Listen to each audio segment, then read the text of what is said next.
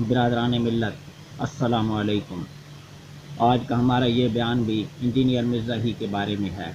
Engineer Mirza نے جو اہل سنت کو چیلنج کیا تھا اس کے تمام سوالات کا جواب میں دے چکا ہوں، اور بالخصوص اس نے داتا گنج بخش علی حجویری رحمۃ اللہ تعالیٰ علیہ پر جو بہتان باندھے تھے اس پر اس کے جواب میں ہم نے 10 لاکھ روپے انعام کا بھی چیلنج دیا ہے کہ انجینئر مرزا اگر ہمارے جوابات کو غلط ثابت کرے۔ اس جواب میں ہم نے ثابت کیا کہ انجینئر مرزا ایک انتہائی جاہل قسم کا آدمی ہے، اور اس نے وہ تمام جھوٹے بہتان باندھے تھے حضرت داتا گنج بخش علی حجویری رحمۃ اللہ تعالیٰ علیہ پر۔ اگر مرزا ہمارے اس جواب کو غلط ثابت کرے تو ہم اس کو 10 لاکھ روپے انعام دیں گے۔ وہ جواب چونکہ 1 گھنٹے کا ہے، اور آج کی اس نشست میں انشاءاللہ میں اس کو بہت مختصر کوشش کروں گا کہ 10-15 منٹ میں اس کا خلاصہ بیان ہو جائے۔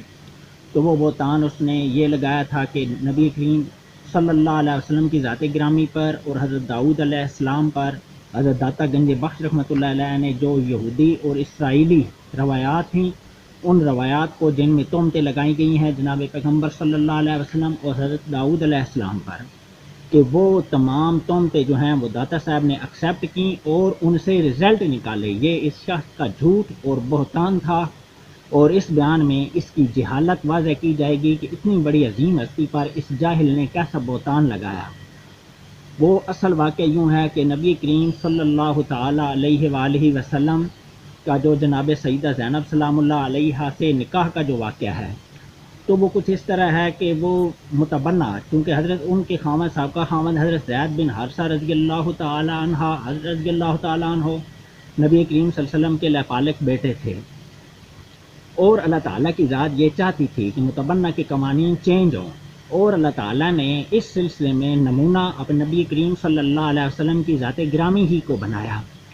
تو وہ نکاح، وہ طلاق دلوانا ان سے، اور اس کا نکاح یہ اللہ تعالیٰ کی مرضی تھی، اور یہ نص قطعی سے ثابت ہے۔ داتا صاحب نے یہ مثال دی ہے ساتھ وَمَا رَمَيْتَ إِذْ رَمَيْتَ وَلَٰكِنَّ اللَّهَ رَمَىٰ، کہ نبی کریم صلی اللہ علیہ وسلم نے جو کنکریاں یا مٹی پھینکی تھی تو وہ گویا کہ اللہ نے پھینکی تھی، اور اس آیت میں نبی کریم صلی اللہ علیہ وسلم کے ہاتھ کو اللہ تعالیٰ نے اپنا ہاتھ قرار دیا ہے۔ تو یہاں داتا صاحب لکھ رہے ہیں، اس آیت کی مثال دے کر لکھ رہے ہیں کہ نبی کریم صلی اللہ علیہ وسلم کی آنکھ کو اللہ تعالیٰ نے اپنی آنکھ قرار دیا۔ زوجنا کہا لکی لا یکونا، یہ زوجنا کہا کہ الفاظ کے اللہ تعالیٰ کہہ رہا ہے کہ میں نے ان کا نکاح آپ سے کر دیا۔ جناب سیدہ زینب سلام اللہ علیہا تمام امہات المومنین پر فخر کرتی تھیں کہ تمہارے نکاح تمہارے ولیوں نے کیے، جبکہ میرا نکاح 7 آسمانوں سے اوپر اللہ تبارک و تعالیٰ نے محمد صلی اللہ علیہ وسلم سے کیا۔ تو داتا صاحب تو نبی کریم صلی اللہ علیہ وسلم کی نگاہ کو اللہ کی نگاہ کہہ رہے ہیں، آپ کی آنکھ کو اللہ کی آنکھ کہہ رہے ہیں۔ یہ چونکہ باب صاحب اور شکر کی مثالیں آپ نے دیں، تو شکر کی داتا صاحب نے یہ تشریح کی، اور تصوف میں بھی شکر کی یہی تشریح کی جاتی ہے، جیسے لوہے کو آگ میں رکھیں وہ آگ بن جائے گا۔ اسی طرح نبی کریم صلی اللہ علیہ وسلم نے فرمایا، بلکہ یہ حدیث قدسیہ متفق علیہ، کہ اللہ تعالیٰ کہتا ہے کہ جو میرے ولی سے جنگ کرتا ہے تو میں اس کے جو میرے ولی کو تکلیف دیتا ہے میں اس کے خلاف اعلان جنگ کرتا ہوں۔ تو بندہ نوافل کے ذریعے میرا، طویل حدیث ہے کہ بندہ نوافل کے ذریعے میرا قرب حاصل کرتا ہے، میں اس کی آنکھ بن جاتا ہوں جس سے وہ دیکھتا ہے، میں اس کا ہاتھ بن جاتا ہوں جس سے وہ پکڑتا ہے۔ تو اس چیز پر قیاس کر کے داتا صاحب نے نبی کریم صلی اللہ علیہ وسلم کی آنکھ کو اللہ کی آنکھ قرار دیا، جبکہ جو یہودیوں اور عیسائیوں نے نبی کریم صلی اللہ علیہ وسلم پر تہمت باندھی تھی کہ وہ اپنے بیٹے کی بیوی پر عاشق ہو گئے اور اس کو طلاق دلوائی اور خود شادی کی، اور یہ تہمت یہودیوں اور عیسائیوں کی باندھی ہوئی تھی۔ اور یہ انجینئر مرزا جو قادیانیوں کا ٹاؤٹ ہے، یہ کہتا ہے کہ کسی بھی مسلمان کا قرآن کا معنی معتبر نہیں ہے۔ قرآن کا یہ کہتا ہے، اس کے آن دی ریکارڈ یہ چیز موجود ہے، یہ کہتا ہے کہ قرآن کا وہ معنی معتبر ہے جو سب سے پہلے کوئی غیر مسلم قرآن کو پڑھتا ہے تو اس کا جو معنی لیتا ہے وہ معنی معتبر ہے۔ تو یہودیوں اور عیسائیوں کی جو روایات تھیں وہ اس کے ذہن میں بیٹھی ہوئی تھیں، جو انہوں نے نبی کریم صلی اللہ علیہ وسلم پر تہمتیں باندھی تھیں، تو وہی تہمت اس نے ایسے ہی اٹھا کر لوگوں کو گمراہ کرنے کے لیے کشف المحجوب کی عبارت کو گھما پھرا کر اس نے داتا صاحب پر ڈال دی۔ اگر یہ وہ الزام درست ثابت کر دے، بے شک یہ کہتا ہے جی میں تب مناظرہ کروں گا کہ جج آپ کوئی انگریز بٹھائیں گے، گورے بٹھائیں گے، میں اس کو چیلنج دیتا ہوں کہ اپنی مرضی کے کوئی گورے لے آئے، اگر یہ ثابت کر دے کہ داتا صاحب نے وہ یہودیوں والی روایت، عیسائیوں والی یا اسرائیلیوں والی روایت جو داؤد علیہ السلام کے ضمن میں اس نے داتا صاحب پر ڈالی ہے، ان میں سے کوئی روایت بھی یہ کشف المحجوب سے ثابت کر دے تو ہم اس کی ہر بات تسلیم کریں گے۔ لیکن ہمیں یقین ہے کہ اگر یہ اپنے جو اس کے پالنے والے ہیں جنہوں نے اس کو پروموٹ کیا ہے، وہ انگریز اور گورے، اگر یہ ان کو بھی لے آئے تو وہ بھی اس کے منہ پہ جوتیاں ماریں گے کہ اتنی عظیم ہستی پہ تم اتنا جاہلانہ الزام لگا رہے ہو۔ اسی طرح دوسرا الزام جو اس نے حضرت داؤد علیہ السلام پر لگایا وہ یہ تھا کہ داؤد علیہ السلام بعض روایات کے مطابق اپنے چھت پر چہل قدمی کر رہے تھے اور بعض روایات کے مطابق اپنے حجرہ شریف میں عبادت کر رہے تھے، اور حجرے کے روشن دان سے ان کی نگاہ کسی عورت پر پڑی اور بعض روایات کے روح سے اپنے چھت پر چہل قدمی کر رہے تھے اور اس طرح نہاتی ہوئی کسی عورت پر ان کی نگاہ پڑی۔ یہ عربی زبان کی جتنی بھی تفاسیر ہیں، تمام تفاسیر میں یہ بات آئی ہے کہ داؤد علیہ السلام کی نگاہ پڑی اور شیطان نے ان کو وسوسہ دیا۔ تو شیطان کا وسوسہ دینا یہ کوئی بڑی بات نہیں۔ حضرت ابراہیم علیہ السلام جا رہے ہیں، شیطان کہتا ہے کہ اگر کہ تم اپنے بیٹے کو ایسی ذبح کرنے چل پڑے خواب کی بنا پر، کیا تمہارے اوپر کوئی جبریل وہی لے کر آئے ہیں کہ تم اپنے بیٹے کو ذبح کرنے کے لیے لے کر چل پڑے؟ وہ شیطان کو کنکریاں مارتے ہیں اور وہ قیامت تک کے لیے تمام مسلمانوں کے لیے ایک حجت بن جاتا ہے، وہ عمل جو حج میں ہر مسلمان ادا کرتے ہیں۔ تو وسوسہ داؤد علیہ السلام کو آیا، ان کی نظر پڑی، شیطان نے ان کو وسوسہ دیا کہ آپ اگر اس کے خاوند کو، جو آپ کا ایک صحابی تھا اور سپاہی تھا، کہ آپ اس کو شہید کرا دیں، تو آپ اس کو جنگ میں اگلے محاذ پہ بھیج دیں، جب یہ مر جائے گا تو آپ اس کی بیوہ سے نکاح کر لیں۔ تو یہ شیطان کا وسوسہ تھا۔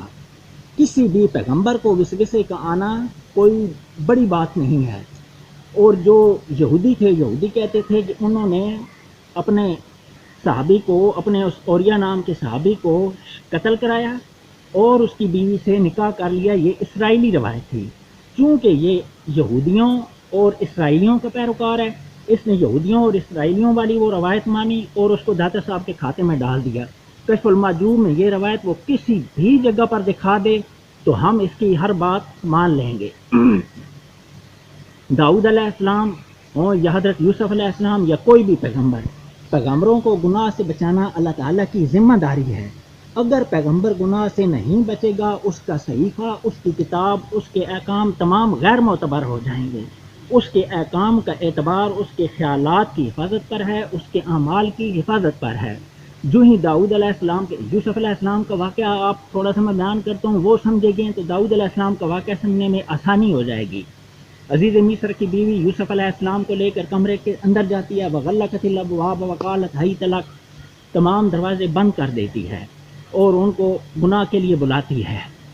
اللہ تعالیٰ کہتا ہے وَلَقَدْ ہَمَّتْ بِهِ وَهَمَّ بِهَا، کہ عزیز مصر کی بیوی گمراہ ہوئی، اس نے برائی کے بارے میں سوچا اور یہ بھی سوچتے اگر ہماری لولا ارا برہان ربی، اگر اللہ تعالیٰ کی برہان نہ دیکھ لیتے۔ اب برہان کی مفسرین نے مختلف تشریح کی ہیں۔ بعض کہتے ہیں کہ حضرت یوسف علیہ السلام نے اوپر دیکھا، ان کو قرآن پاک کی آیت ولا تقربوا الزنا انہ کان فاحشہ لکھی ہوئی نظر آئی۔ بعض کہتے ہیں حجابات اٹھ گیا، انہوں نے اپنے گھر میں دیکھا کہ ان کے والد صاحب کھڑے ہوئے انگلی سے اشارہ کر رہے ہیں۔ بہرحال برہان جو بھی تھی، قرآن پاک ہمیں کلیئر بتاتا ہے کہ یوسف علیہ السلام کو اللہ تعالیٰ نے برہان کے ذریعے بچایا۔ یہاں بھی پیغمبر ہیں اور پیغمبروں کو اللہ تعالیٰ برہان کے ذریعے بچاتا ہے۔ ادھر بھی داؤد علیہ السلام کے ذہن میں جو ہی شیطان نے خیال ڈالا، اللہ تعالیٰ نے 2 فرشتے انسانی صورت میں بھیج دیے، وہ آپ کی عبادتگاہ کی دیوار پھاند کر آ گئے۔ حضرت داؤد علیہ السلام کی 99 بیویاں تھیں اور آپ کے اوریا سپاہی جو تھا اس کی 1 بیوی تھی۔ وہ جو شیطان نے وسوسہ دیا تھا اس کو ختم کرنے کے لیے اللہ تعالیٰ نے 2 فرشتے بھیجے انسانی صورت میں۔ ایک کہتا ہے جی ہمارا مقدمہ ہے، آپ اس میں ہمارا فیصلہ کریں۔ تو ان 2 شخصوں میں سے ایک کہتا ہے کہ یہ میرا بھائی ہے، ان ھذا اخی لہ 99 ناجہ ولی ناجۃ واحدہ، کہ میرا بھائی ہے، اس کے پاس 99 دمبیاں ہیں جبکہ میرے پاس 1 دمبی ہے، اور یہ میرا بھائی مجھے کہتا ہے کہ تم اپنی دمبی بھی مجھ کو دے دو، تو آپ ہمارے درمیان انصاف سے فیصلہ فرما دیں۔ داؤد علیہ السلام کہتے ہیں فقال اقبلنی یا وزنی فی الکتاب قال لقد ظلمک بسؤال ناجتک الی نعاج، فرماتے ہیں کہ یہ تمہارے ساتھ ظلم کرتا ہے، کہتا ہے کہ اپنی دمبی کو تمہاری دمبیوں میں ملا دے. وَإِنَّ كَثِيرًا مِنَ الْخُلَطَاءِ لَيَبْغِي بَعْضُهُمْ عَلَى بَعْضٍ إِلَّا الَّذِينَ آمَنُوا وَعَمِلُوا الصَّالِحَاتِ وَقَلِيلٌ مَّا هُمْ. تو اکثر جو شراکت دار ہوتے ہیں وہ ایک دوسرے پر زیادتی کرتے ہیں، مگر جو ایمان لائے اور نیک عمل کرتے رہے وَقَلِيلٌ مَّا هُمْ، اور یہ بہت تھوڑے ہیں. جب داؤد علیہ السلام یہاں پر پہنچتے ہیں وَظَنَّ دَاوُودُ أَنَّمَا فَتَنَّاهُ، تو داؤد علیہ السلام کے ذہن میں آتا ہے یہ تو اللہ تعالیٰ نے مجھ کو آزمایا تھا. ان کے ذہن میں فوراً آتا ہے کہ اللہ تعالیٰ نے مجھ کو آزمایا تھا. جو وہ خیال مجھ کو آیا، جو میری نظر پڑی اور مجھ کو جو شیطان نے وسوسہ دے کر گمراہ کرنے کی کوشش کی، یہ تو اللہ تعالیٰ کی آزمائش تھی.